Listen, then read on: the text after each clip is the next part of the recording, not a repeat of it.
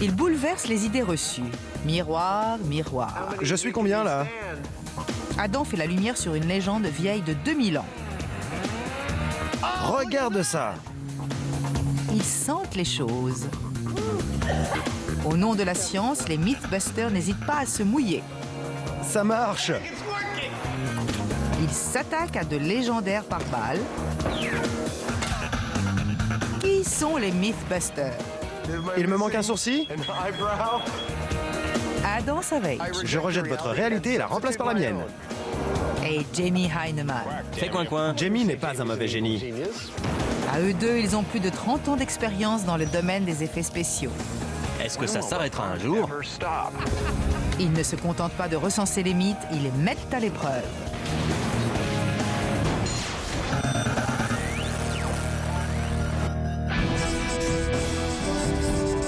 Premier sur la liste, un mythe sorti des profondeurs de l'Antiquité.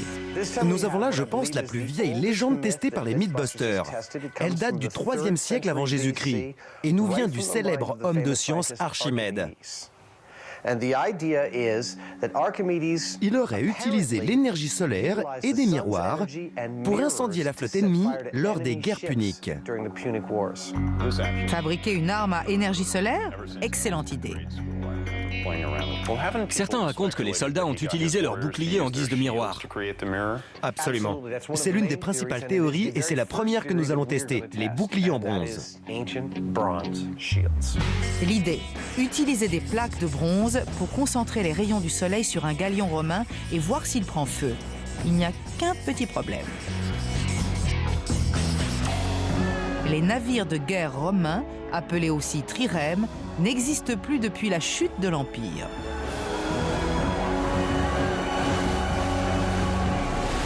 De quelle épaisseur était un trirème romain? Adam lance à l'équipe de modélistes son plus grand défi, réaliser une partie de trirème en utilisant uniquement les matériaux disponibles à l'époque romaine, soit en 215 avant Jésus-Christ.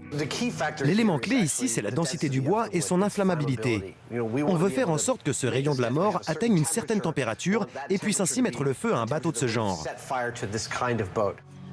Pendant que Tori et Carrie se creusent la tête avec ce petit problème, Heather Joseph Whitham, spécialiste en légendes urbaines, se replonge dans ses cours d'histoire. Archimède a réellement existé et des historiens de son époque ont laissé des écrits sur ses nombreuses inventions et découvertes. En revanche, l'histoire des miroirs ardents n'a été relatée par Anténius que 800 ans après qu'elle ait soi-disant eu lieu. C'est pour cela que depuis, elle est sujette à controverse. Adam et Jamie ont trouvé du bronze. Alors, je peux brûler un navire avec ça? Si on en trouve assez, oui, ça brille sacrément. Je sens la chaleur sur mon visage. Ah, mes yeux. Ça te plaît, hein? J'adore. Mais le prix du bronze va couler le budget. Par quoi pourrait-on le remplacer? Tori, c'est du vrai bronze. C'est le matériau le plus ancien que nous expérimentons et Archimède y avait sans aucun doute accès. Oui. Adam décide de tester tout un panel de matériaux pour voir s'ils réfléchissent à la fois lumière et chaleur. Je suis combien là? Armés d'un posemètre et d'un thermomètre laser, nos amis dirigent le spot de lumière sur du bronze, sur du mylar, un plastique hautement réfléchissant, sur de l'aluminium et sur un miroir ordinaire. Il affiche 44 degrés. Il réfléchit 2 fois plus de lumière visible, mais 30% d'infrarouge en moins. Je ne sais pas ce que ça signifie, mais c'est fascinant. Archimède avait découvert quelque chose. Le bronze et l'aluminium ont le plus fort pouvoir réfléchissant de lumière infrarouge. Mais on ne sait pas encore si à cette distance, elle est plus importante que la lumière visible. Il faut réaliser l'expérience à plus grande échelle. On va faire quelques tests en extérieur. Bonne idée. A-t-on avancé avec notre trirème romain? Réponse, pas vraiment. J'ai pas fait grand-chose et j'ai lu tant de livres que j'ai complètement oublié l'expérience qui consistait à faire un trirème romain. Je vais tout reprendre, ce sera plus facile. Ils ne vont pas construire tout le navire, mais uniquement une partie de la coque. On va prendre le bois. Le siège a lieu ici. Les Grecs résistent à cet endroit et tentent de défendre la Sicile alors que les navires romains avancent pour s'en emparer. C'est ce qu'on appelle une version courte. On construit un trirème. D'accord. Où est votre bois de l'an moins 200? Les trirèmes étaient faits avec des pins d'Europe. Bizarrement, cette Syrie américaine n'en a pas. Laissez-moi vous montrer ce qu'on a.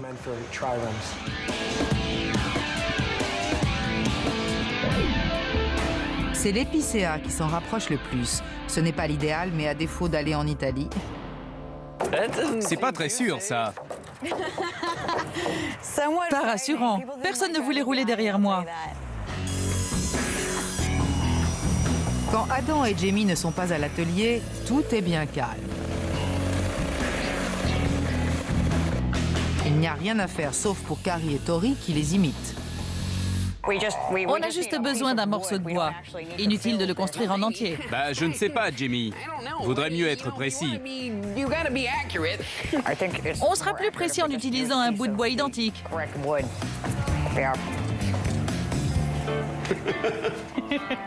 J'en veux 4 en bas et 4 en haut.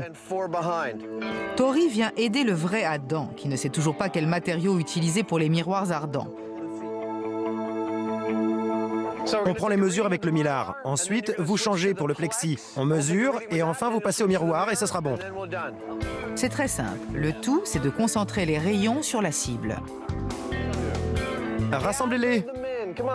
On se demande comment 300 soldats romains ont pu le faire avec de lourds boucliers. 8 personnes ne peuvent pas coordonner le plus simple des mouvements. Un mythe s'écroule. 33. C'est qui là?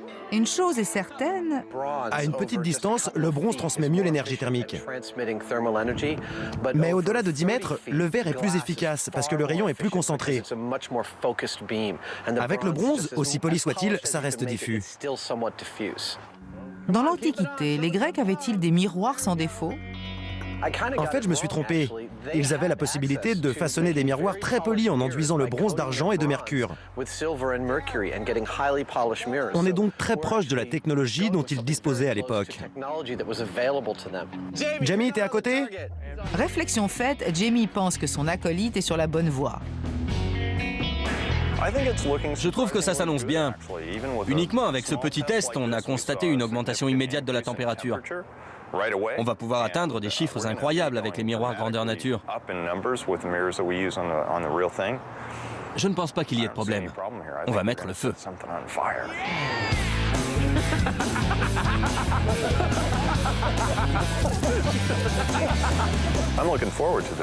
J'ai hâte d'y être. Juste pour voir comment un simple objet de tous les jours peut devenir une arme destructrice. C'est carrément dingue. Quoi qu'il advienne de ce bateau, Génial. notre duo arrivera-t-il à créer un rayon mortel avec un miroir? À la ferme de ton enfance dans l'Indiana, t'as déjà été victime d'un putois? Oui, mais juste un peu, alors ça ne compte pas. Mais dans le même genre, j'ai déjà dû porter un chien qui s'était fait réellement asperger. Et laisse-moi te dire que c'est à vomir.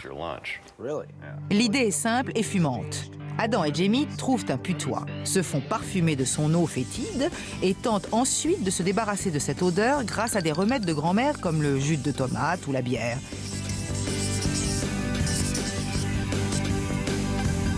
Ils doivent également construire une douche de décontamination et un bassin pour récupérer les eaux usées. J'ai peur de me faire asperger et de vomir dans notre bassin. Après ça, franchement, je ne saurais pas quoi faire. Les Mythbusters ont créé des effets spéciaux pour divers films et publicités. Alors confectionner une douche et une piscine en plastique est un jeu d'enfant. Je vois à travers. Mais il ne faut pas être pudique. Heureusement, une partie de leur douche est déjà disponible.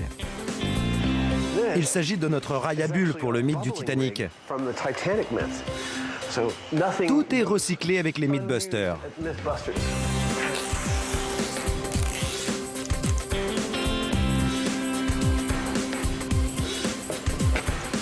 Regarde ça, aussi belle qu'en photo, ta propre chambre de décontamination. T'accroches le tuyau?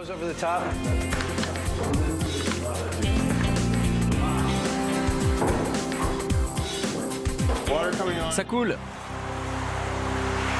Génial. Regarde. T'en fais une pour chez toi? Inutile, je prends celle-là. La table est pleine de remèdes maison contre l'odeur de putois. Et de remèdes professionnels. Alors, on a le jus de tomate, ton mélange eau oxygénée, bicarbonate de soude et vinaigre, des produits d'hygiène féminine, du produit vaisselle et de la bière. C'est pour boire ou se laver? Si ça nous rend propre, on en boira une après. Je ne suis pas très pressé. Oui, on n'a pas vraiment d'excuse pour y échapper, c'est pas dangereux. Non.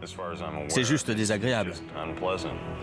Ça me fait penser qu'il nous faudra un seau, au cas où mon sandwich remonterait. Si ça devient trop désagréable... C'est ça. Je vais prendre un seau. Des putois. J'ai pas envie. Les services de contrôle animalier nous apportent un spécimen nauséabond. Jeff est chargé d'attraper les animaux nuisibles. Les putois sont en tête de liste. Curieusement, il ne s'est jamais fait asperger. C'est un des risques du métier. Alors, vous devez bien connaître des trucs de grand-mère pour vous débarrasser de l'odeur d'un putois. Oui, il y a le mélange oxygéné, bicarbonate de soude et liquide vaisselle, mais c'est plutôt pour les animaux domestiques. Le plus célèbre que l'on connaisse, c'est le jus de tomate. Vous en pensez quoi? Faut aimer les chiens rouges. En attendant de porter des vêtements payés par la production, je reste là. On laisse le putois dans un endroit sombre et calme pendant que tout le monde se prépare pour l'odorama. Il a l'air content. Rien n'est laissé au hasard. Couvert de la tête aux pieds et nez bouché. Bien, je suis prêt. Nos cobayes A et B ont des tenues plus décontractées. Tu vois, je réalise qu'on va très bientôt se faire asperger par un putois. Mais en fait, je pense plus à la douche de jus de tomate qui va suivre. T'en as envie? Pas du tout. Mais le jus de tomate n'est rien à côté d'une décharge de putois. Il y en a qui vivaient derrière la maison de mon enfance et je les voyais tout le temps. Je les ai même sentis, mais de loin. Les sécrétions du putois proviennent de deux petites glandes situées à la base de la queue. Il peut les diriger avec une précision incroyable à une distance de 4,5 mètres. Le liquide délétère est composé de substances chimiques âcres appelées thiols. Ce sont les thiols qui donnent à la chair en décomposition et au sel leur terrible odeur. Or, ils sont activés par les molécules d'eau. C'est pourquoi se laver ne ferait qu'empirer les choses.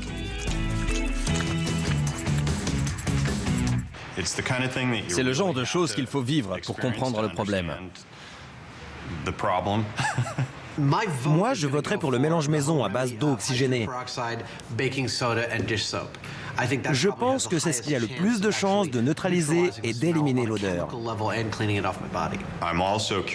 Je serais curieux d'essayer le neutralisant d'odeur vendu dans le commerce. Son effet est garanti, ça devrait donc marcher.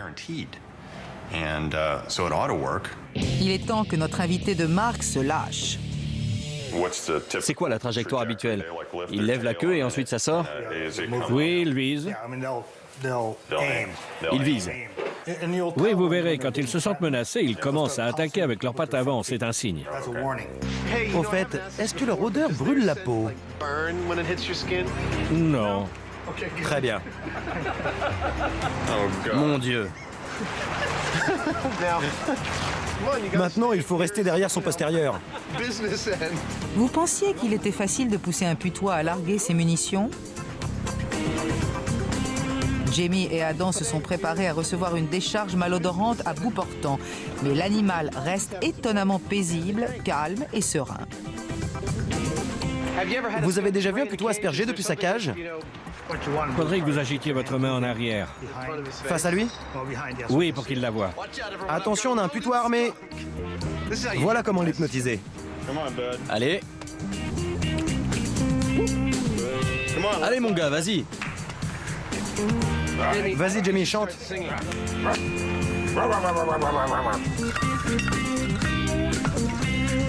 Les putois détestent le bruit. Les Mythbusters essaient tout. Les marteaux, les perceuses, ça les rend fous. Pas le moindre petit jet. On a un autre putois? On est tombé sur un gentil. On était déçus. On était sûr d'empester. On a découvert Bouddha réincarné en putois. Il n'y avait absolument rien à en tirer. Rien. Qu'est-ce qu'on fait? On ne peut pas blesser ou traumatiser cette pauvre bête. Ça ne marche pas, tant pis. L'animal récalcitrant ne nous a pas aspergé l'autre jour. Quel est le programme à présent? Qu'est-ce qu'on fait? 2 autres putois doivent arriver et il faut se rendre à l'évidence. Un jour ou l'autre, il y en a un qui agira. Et si ça échoue encore, on se rabat sur eau de putois, une imitation de synthèse. Ça sent vraiment le putois? La composition chimique est la même. Et l'odeur aussi, d'après moi. Wow, je vais rendre mon déjeuner. Alors on ne pourra pas échapper au supplice. Non, on va puer, quoi qu'il arrive. Tout ça pour la science. Adam et Jamie ont une table pleine de produits censés éliminer les effluves des putois. Mais il leur faut un animal plus caractériel. Les putois attaquent, deuxième. Vous avez 2 bêtes pour nous? J'en ai une, oui. Une? D'accord. C'est une femelle. Très bien. Elle est plus petite. Les garçons recommencent leur comédie d'épouvante. Mais là encore, ils échouent. Mon cher Jamie, on vient à nouveau de bousculer une idée reçue. Les putois n'aspergent pas. Impossible de les énerver. L'animal a peut-être déjà tout évacué. Les glandes odorantes des putois contiennent l'équivalent d'une cuillère à soupe de liquide. Il leur faut environ 10 jours pour se remplir. Notre duo ne s'avoue pas vaincu. Il reste le produit de synthèse, des fioles pleines d'une infâme puanteur. Elle n'est même pas ouverte. Pourtant, on dirait qu'elle est scellée. Ouais. Je pense que t'as raison. Bon. Je n'ai jamais été aussi près. Pourtant, je ne le suis pas vraiment.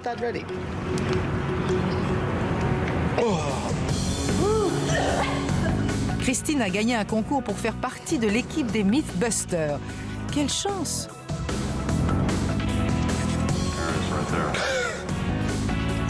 Oh oui, il y a une grosse goutte ici. Étale-la, bien sûr.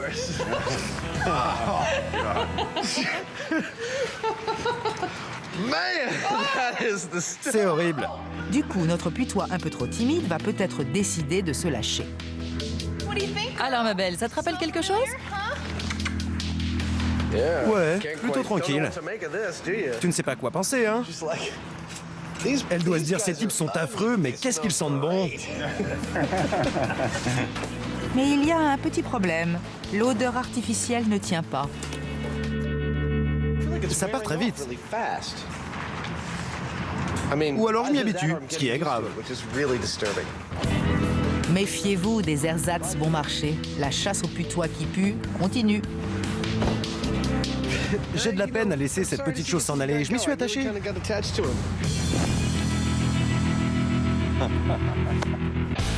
En attendant, retrouvons un problème plus sérieux. Le scientifique grec Archimède a-t-il détruit une flotte romaine à l'aide de miroirs?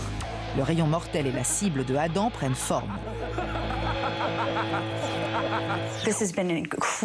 La construction de ce bateau a été une folle aventure. J'ose à peine imaginer ce que ça devait être avec les outils de l'époque. C'est à peine croyable. Alors Archimède qui débarque avec des idées aussi géniales, avec toutes ses armes, tout cela doit être véridique.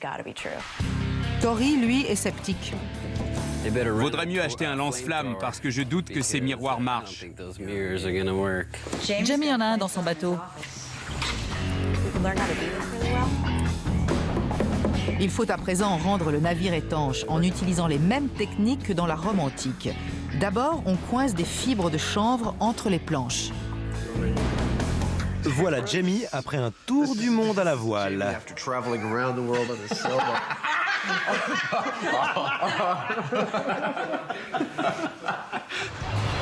Trop beau. Ouais, mais ça pue.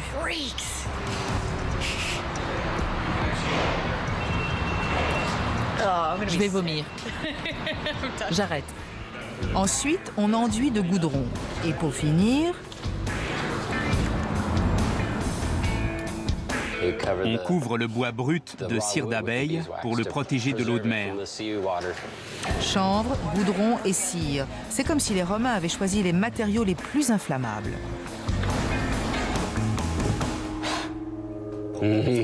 Ça va être top.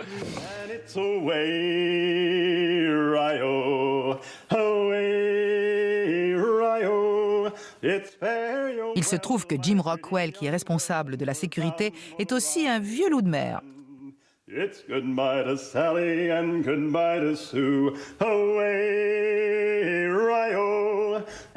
Jim sait qu'il suffit d'une bonne étincelle pour incendier le trirème. Sur un bateau, tout ou presque peut brûler.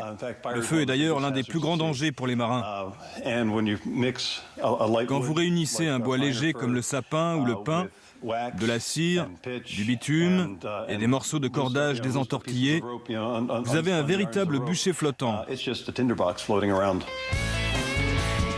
Pendant ce temps, Adam choisit le type de miroir à utiliser pour son rayon de la mort.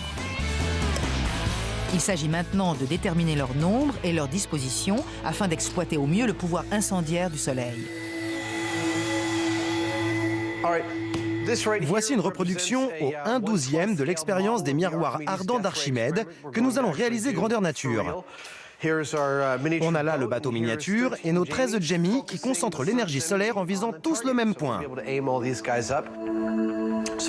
Archimède a pu employer 3 méthodes différentes pour concentrer la lumière du soleil et embraser la flotte ennemie. La première est la plus simple. C'est que sur le rivage, un nombre X de soldats tiennent chacun un miroir. Le problème, c'est qu'il faut beaucoup d'hommes pour que le rayon soit assez puissant. Or, on l'a vu, avec uniquement 8 personnes, il est très difficile de coordonner les mouvements et de concentrer tous les faisceaux au même endroit. Rassemblez-les! Allez! Ici! Qu'est-ce que c'est que ça? Visez bien! La deuxième méthode, c'est que tous les soldats orientent leur miroir vers un autre qui est dirigé sur la cible. Le problème dans ce cas-là, c'est que si ce miroir n'est pas incurvé, il renvoie une multitude de faisceaux. Vous pouvez voir ça ici sur le mur. En plus, ce n'est qu'un simple rayon sans intensité comme cela. On élimine donc cette possibilité. Adam construit une maquette. Vous saviez qu'Archimède a inventé la boule à facettes? Le résultat est brillant.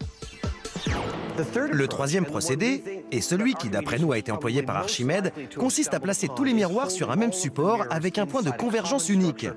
Cette disposition, appelée dispositif de Fresnel, n'a été inventée que 1000 ans plus tard, alors qu'Archimède en avait déjà compris le concept.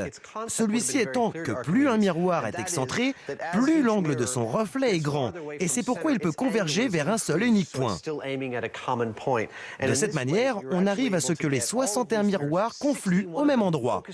On aimerait d'ailleurs en mettre beaucoup plus. Je pense qu'on va opter pour ce système. L'énergie solaire est exploitée de la même façon dans le désert de Mojave, en Californie, pour le projet Solar 2. Environ 2000 miroirs géants réfléchissent la lumière du soleil vers une tour centrale qui contient du sel en fusion. Ce sel est ensuite utilisé pour faire bouillir de l'eau. La vapeur formée sert à faire fonctionner un générateur qui peut alimenter 10 000 foyers en électricité. Adam sait que le soleil produit une énergie équivalente à 100 watts pour 900 cm². Pour cette même surface, avec 300 miroirs convergents, on obtiendrait donc 30 kW, soit plus de 300 degrés Celsius. On a combien de miroirs là? Environ 250. Ces miroirs seront fixés à un cadre d'à peu près 40 mètres carrés.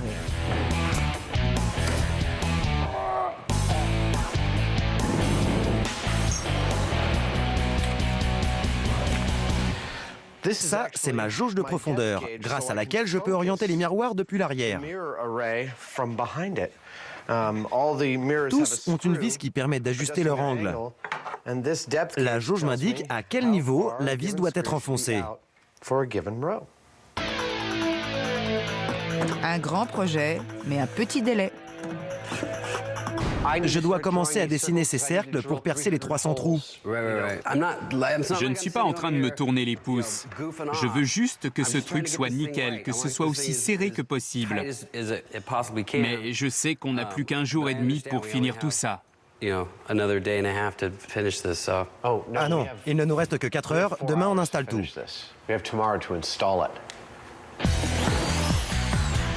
Que la fièvre des miroirs commence. Ils sont recouverts de papier pour ne pas qu'on soit aveuglé quand on les orientera et pour ne pas brûler de maison ou autre chose. C'est en effet très impressionnant. Mais est-ce que ça va vraiment faire des dégâts? En attendant, on s'entraîne au tir. Adam, un petit défi très sympa. Hyper sympa. Qu'est-ce qui résiste aux balles? Qu'est-ce qui ne résiste pas? Les mythes à ce sujet sont nombreux. À nous d'en tester le maximum. Qu'est-ce qu'on a? Un jeu de cartes? Des livres? Un briquet Zippo?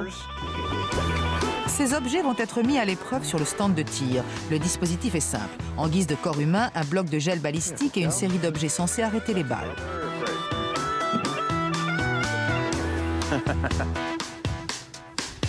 Cible numéro 1, un livre à couverture rigide bien sûr, et une arme de choix, la 22 long rifle. Quel tir! Voyons voir si la balle a traversé. Non. Non? Alors où est-elle? Regarde. Elle a transpercé le papier. Où est-elle? La voilà. À la page 400 à peu près. Essayons le 357 Magnum pour voir si elle traverse complètement.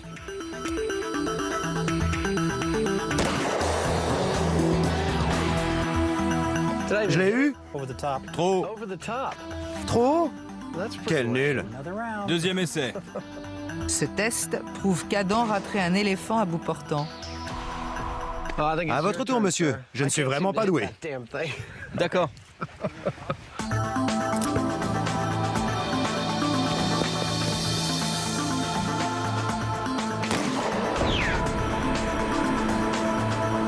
Allons voir. C'est passé à travers. Donc, Un livre n'arrête pas une balle de 357 Magnum. Je t'avouerai que je n'y croyais pas vraiment. Prochaine cible, un jeu de cartes. On reprend la 22 long rifle. Attention les yeux, les oreilles. joli coup. Merci, Jamie.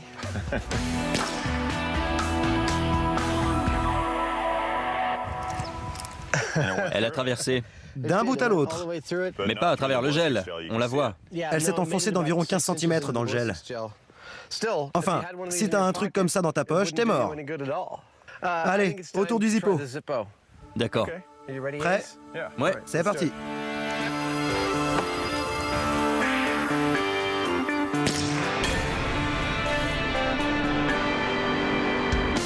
En plein dans le mille. Livres, jeux de cartes, briquets, tous ont échoué. Aucun n'arrête les balles. À présent, Adam et Jamie veulent tester une autre matière. Et ils ont leur raison. Chaque fois que les Mythbusters font exploser quelque chose, ils se mettent à l'abri derrière un écran en plastique. Supposé être par balle. Mais sont-ils à l'abri? Ne vivrait-il pas un de leurs mythes? Prêt. La saison dernière, Jamie, pour un bon nombre de tests, on s'est protégé derrière ce polycarbonate de 60 mm. Et tu nous avais juré qu'il résistait aux balles. C'est faux. C'est pas exactement ça. Je n'ai jamais dit que 60 mm d'épaisseur suffisait à arrêter les balles. Il me semble que dans cet extrait de la saison dernière, tu prononçais le mot « par balle ». Ça arrête les balles et tout objet tranchant. Ce truc est génial. Pas exactement. Ça arrête les balles. Qu'est-ce que tu croyais? Si ça n'arrête pas les balles, ce n'est pas par balle. Ce plastique résiste aux balles avec une certaine épaisseur et un assemblage particulier. De toute façon, on a ici une plaque qui vient de notre chambre à explosion et on va lui tirer dessus. On verra bien si les balles passent. Le premier tir est pour le panneau de 60 mm. Ouais. On va bien voir, mais d'après moi, ça ne va pas tenir. C'est pour ça que c'est toi, mon petit gars, qui va tirer en premier et nous montrer combien ça résiste. Très bien. Pour tester leur écran protecteur, ils choisissent la 22 long rifle.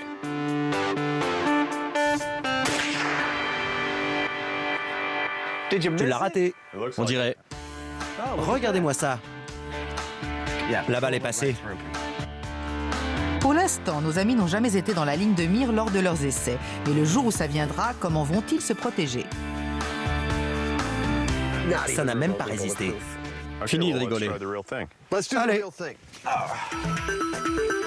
Ceci est garanti par balle. Ils prennent à nouveau la carabine.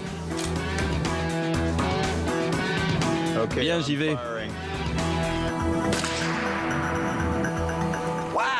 Trop. Tout d'un coup, il nous sort trop haut. Oui, ça l'a arrêté. La balle n'est même pas rentrée à moitié, autour du 357.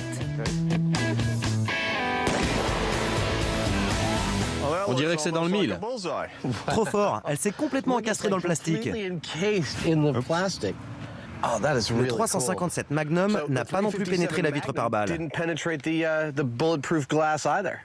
Après cela, il faut quelque chose de spécial. Un 44 Magnum, c'est ça? C'est le 44 Magnum, le même que celui de l'inspecteur Harry. Le pistolet le plus puissant du monde. À l'époque du film, oui. Le légendaire Magnum 44 de l'inspecteur Harry. Respire. Détends-toi. Une fois encore, la balle est stoppée. C'est pareil qu'avec le 357, le trou est plus grand mais pas plus profond. Je ne pense pas. D'accord, mais il a libéré plus d'énergie ici, au centre. Waouh, c'est dingue. Passons aux choses sérieuses. Bon, est-ce que vous avez quelque chose capable de transpercer ça? Ils optent pour la Springfield 36, la carabine la plus ancienne du marché. C'est leur dernière chance de voir si par balle signifie bien par balle.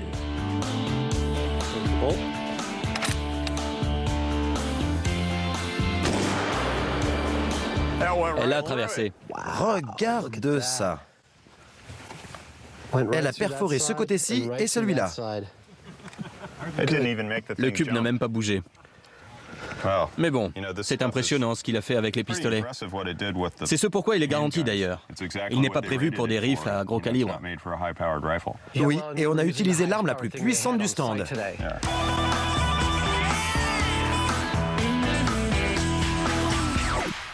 On les a alignés, on les a dégommés et avec de gros calibres. Finalement, qu'est-ce qui a résisté aux balles? Le jeu de cartes? Non. Les livres ou la Bible? Non. Le bric à Zippo? Non. Et l'abri anti-balles de l'an passé? Non. Le polycarbonate n'est pas un blindage en soi. Il doit être composé de très nombreuses feuilles pour être très épais, c'est juste? Le polycarbonate en tant que tel n'est pas utilisé comme plastique par balle. Il doit être feuilleté d'une certaine manière pour garantir une protection. Il n'est en fait que résistant aux balles. Son efficacité dépend donc des circonstances. La bonne balle au bon moment. C'est ça. Et toutes ces histoires où des objets courants sont censés arrêter les balles, c'est faux, faux et encore faux. Encore faux. Encore faux. T'as dit encore faux. Non. Le défi avait l'air simple. D'abord se faire arroser par un putois et ensuite tester un éventail de remèdes maison pour enlever l'odeur. Mais la première étape pose problème à nos amis. Tout ce qu'on veut, c'est un petit...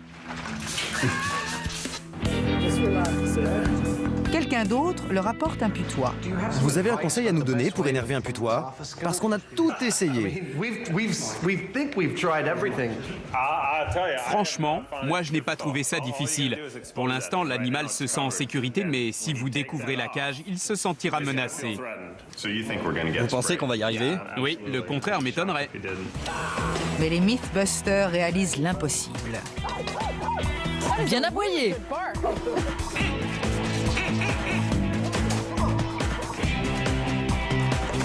Je n'ai jamais vu ça. Incroyable, c'est la 3e fois. Il n'y a plus qu'un espoir, laisser le putois sortir de sa cage et l'acculer dans un espace réduit. Merci d'avoir choisi les toilettes des femmes. Oh mon Dieu, c'est un mec, attention! J'essaie de l'aider. Oh, il a largué. Il a largué, c'est clair. Vous sentez? Atroce. Il a aspergé ma chaussure. La seule chose que je voulais intacte. Adam est pétrifié par l'odeur. Enfin, on pue. J'hallucine.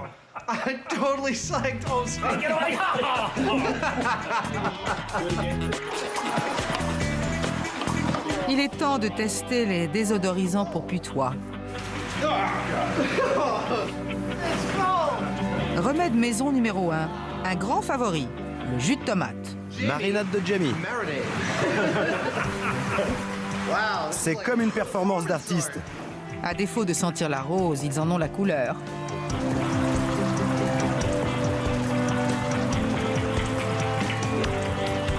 À tous ceux qui pensent qu'on a un super boulot, réfléchissez. Scotty, une des modélistes de l'équipe, vient sentir le résultat. Tu sens le Bloody Mary? Ouh, c'est pas le putois, ça. Je ne peux pas le certifier, mais Scotty n'a rien senti sur nous. Et on s'est fait arroser. Ça a dû marcher. Ouais. C'est donc plausible. Le jus de tomate élimine l'odeur. Le problème, c'est qu'après chaque test, Adam et Jamie doivent retrouver leur putois. Or, cette petite bête semble s'être totalement vidée. Les voir en caleçon a sûrement dû la traumatiser. Elle ne s'est jamais sentie aussi bien.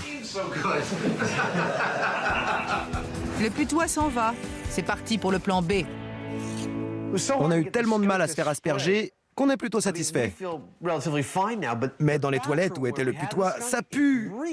On va donc finir le test ici. Utiliser nos produits pour nettoyer. On verra bien. La bière. Bière efficace ou un mythe qui trépasse? Tu fais quoi? T'en mets plein par terre, ça ne sert à rien. Tu vas du haut vers le bas. C'est dur d'être Jamie parfois. Les gens sont très sensibles aux thiols contenus dans les sécrétions des putois. Le nez de l'homme peut les percevoir même en quantité infime, de l'ordre d'1 sur 1 milliard. D'ailleurs, un thiol de sulfure est ajouté au gaz inodore afin qu'on puisse détecter une éventuelle fuite. Ça sent les toilettes pour hommes d'un bar. Oui, mais ce bar est-il fréquenté par des putois? Il y a des relents de putois. Ça persiste. En effet. La bière n'a rien fait. La bière couvre un peu l'odeur. Je suppose que ça sent comme dans les WC pour hommes. Très bien. La bière, éliminée. Il semble que les thiols n'aient pas perdu leur pouvoir magique. Au menu du prochain test, un cocktail d'eau oxygénée, de bicarbonate de soude et quelques gouttes de liquide vaisselle. Mieux ou pire? Mieux? Sûr? Oui. Bien mieux? Bien mieux, ça sent le propre. Le cocktail maison a fait effet. Oui. C'est confirmé, cette potion est vraiment magique. Le mélange eau oxygénée, bicarbonate de soude et savon libère des molécules d'oxygène. Celles-ci forment des liaisons avec les thiols rejetés par le putois et modifient leur formule chimique. L'odeur est ainsi neutralisée. En fait, tout a si bien marché qu'il faut repulvériser la pièce pour le dernier test. Adam utilise les dernières gouttes de puanteur artificielle. Alors, qu'est-ce qu'on a? Un produit du commerce? Ah bon? Ouais. Ça sent quoi, ce truc?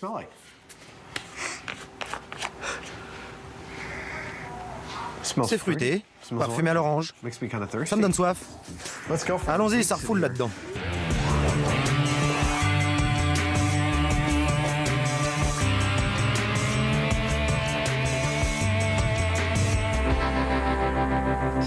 Pas mal, mais il y a encore des effluves de putois.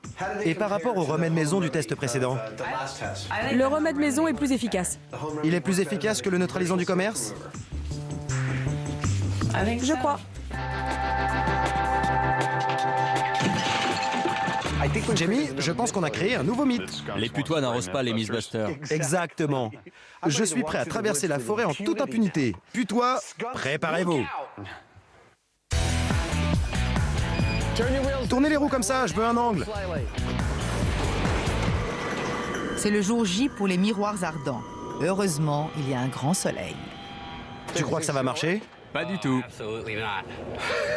Ok, on le met à l'eau. Le trirème fait son baptême de la mer. Adam et Tori doivent trouver un moyen de le faire flotter. Et le bateau est en détresse. On a construit un demi-bateau. Et du coup, il ne flotte plus à l'horizontale. On essaye donc de le lester à l'arrière pour le redresser et réussir à voir ce qu'on veut brûler. Je n'arrive pas à croire qu'on n'ait pas pensé à ça. On est une équipe d'imbéciles. Moi le premier.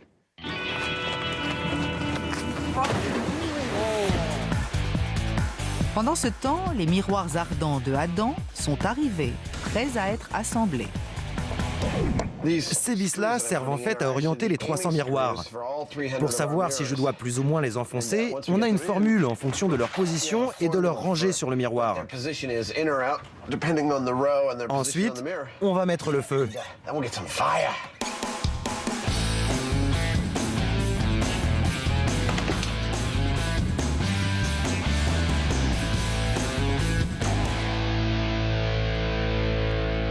Tous les miroirs sont en place. Le cadre est quasiment monté.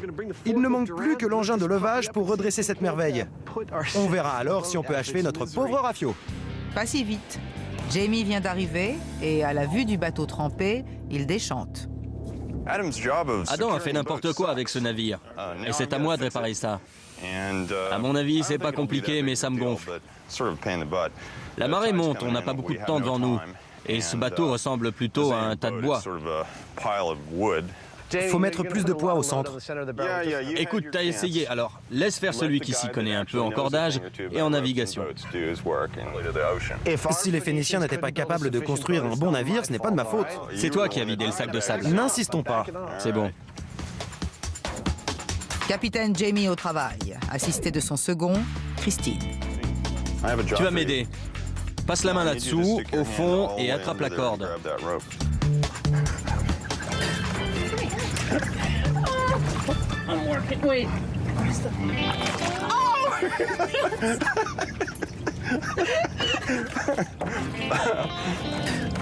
Désolé, c'était trop tentant. Le trirème devrait à présent flotter assez longtemps pour tester les miroirs ardents. Encore des souvenirs du bon vieux temps. Tu vas pêcher à l'arc? Non. La légende dit qu'Archimède a réglé ses miroirs pour qu'ils touchent la flotte à environ un tir d'arc de Syracuse. En vérité, Jamie, on a tout calculé pour une distance de 18 mètres. Alors si tu pouvais éviter de tirer plus loin que ça... D'accord? D'accord. Voyons voir. Bien.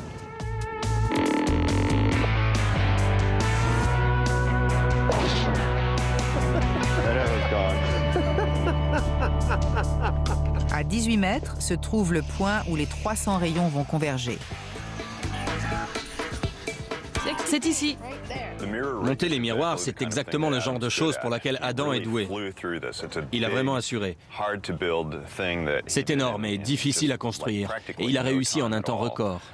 C'est franchement excellent. Et pourtant, il n'y croit pas. Il est difficile d'imaginer qu'une chose de cette taille pourra incendier un objet à 18 mètres de distance. Je ne sais pas. En fait, j'ai hâte de voir le résultat. Mais je suis assez pessimiste. Le plus délicat dans tout ça, c'est de lever la plateforme. Le scénario catastrophe ici, ce serait que tout s'écroule pendant qu'on tente de la redresser. Dans ce cas-là, on aurait un remake de Humpty Dumpty dans Alice au Pays des Merveilles quand les valets n'arrivent pas à recoller les morceaux. C'est bon, Jamie! Regarde ça! Mais ça ne prend pas feu, avec 300 miroirs pourtant. La lumière est intense, tu devrais y aller. Les Romains ne savaient pas ce qui les touchait. Une lumière, larguez les amarres. Jamie met une combinaison ignifuge.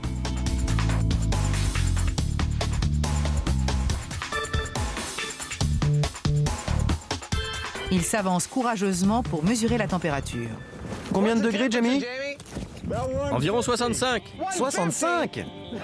Attends. 93. Apparemment, 93 degrés est notre maximum. Il manque 200 degrés pour que ça puisse prendre feu. 93 degrés Celsius, soit 200 degrés Fahrenheit. Oh, la cire coule. Pour aider, l'équipe tient des panneaux de mylar, de fines et solides feuilles de film polyester. 138 degrés. 140. 141. Le goudron commence à produire de la fumée, mais toujours pas de flamme. Apparaît une autre évidence. Avec ce système, l'ennemi doit rester immobile et exactement au bon endroit. Nos miroirs ardents n'ont pas l'air de fonctionner. Je me tiens dans leur faisceau et je ne suis même pas mort. Malgré tous les efforts de Adam, les rayons ne sont pas assez concentrés. Au lieu de se rejoindre en un seul point, ils se répartissent sur toute la surface du bateau. L'énergie solaire est diffuse. Je doute qu'on puisse faire mieux que cela. Même si on bougeait tout le panneau, avec un gros risque de le briser, pour le mettre dans le soleil, le feu ne prendrait pas instantanément. Acceptons l'échec et prenons nos flèches enflammées. Belle preuve de courage.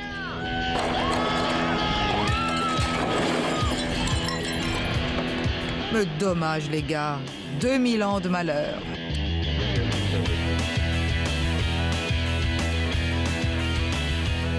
Adam et Jamie seraient de piètres défenseurs en cas d'attaque. C'est plus dur qu'on ne pensait. Même les flèches enflammées n'ont pas créé l'étincelle. Gagné. D'un point de vue purement pratique, ce mythe s'effondre totalement.